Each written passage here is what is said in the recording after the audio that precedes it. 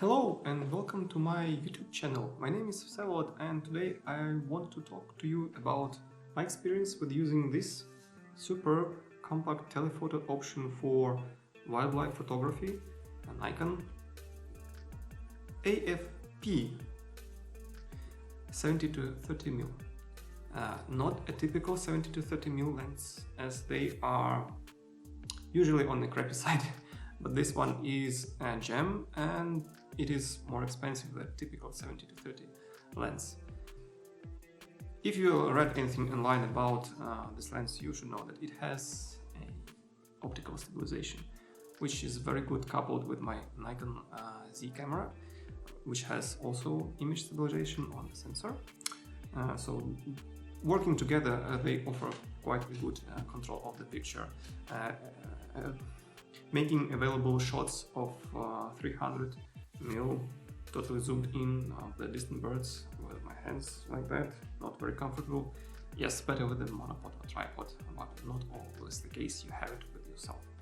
So I'm using this lens, F lens, on the Z camera through the adapter because I am waiting for 200-600 natives lens for the 3 years already, and that is why I didn't buy the 200-50 F lens already, which had super steep discounts. You know, like you're in a game when you don't want to lose but continue spending, knowing that it is a failure at some point.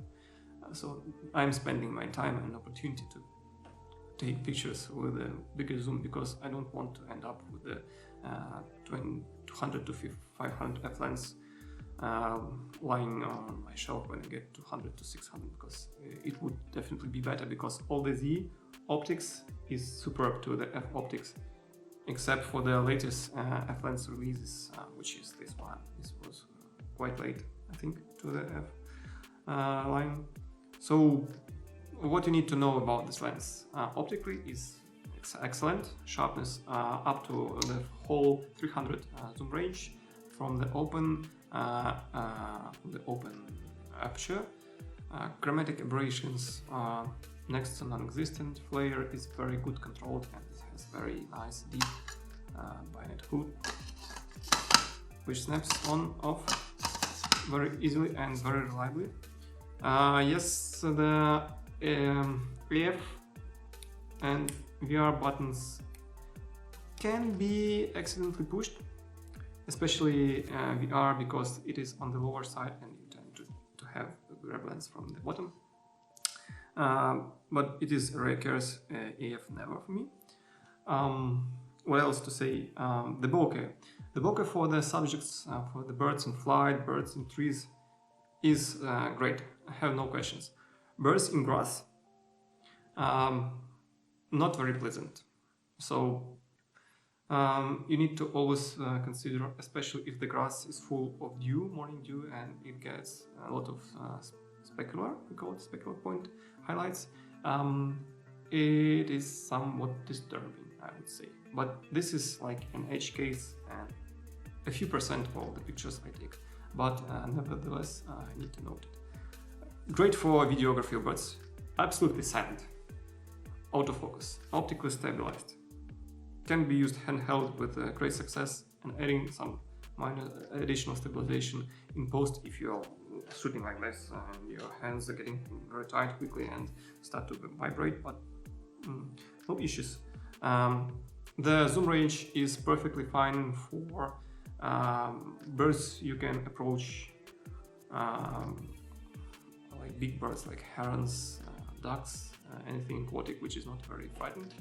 Small birds, if they are not very skittish and feel comfortable sitting on the branch or in the bush. Woodpecker birds, yes, also let you come close enough to use the 300, but I think to make more tight framing, you need to crop more using the crop sensor camera or the more zoom range. That's why I'm waiting for this 200-600 lens to have this ability to shoot wildlife in nature without getting too close to it, without disturbing it too much, and having ability to zoom on it. That's I think that's all about this lens. Highly recommend it as the compact, somewhat lightweight option for travel if you need to get reach on the Z cameras further than 200mm, because the Tamron option, which was recently released for Z camera, is firstly more expensive than Tamron option for other mounts, which is some text from Nikon, and it is 1/3 of the stop less light, and maybe it is as optical good as this, I don't know, but it definitely can be better than this one. So this is the one lens I am accepting to continue to use on the FTZ adapter for the end of this life, because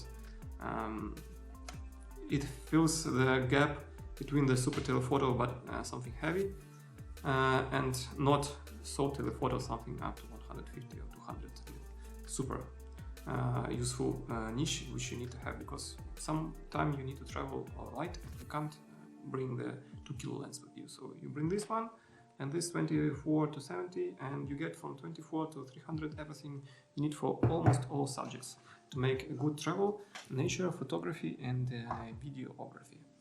So if you have any questions regarding this lens or other Nikon gear, photography in general, feel free to leave them below in the comments.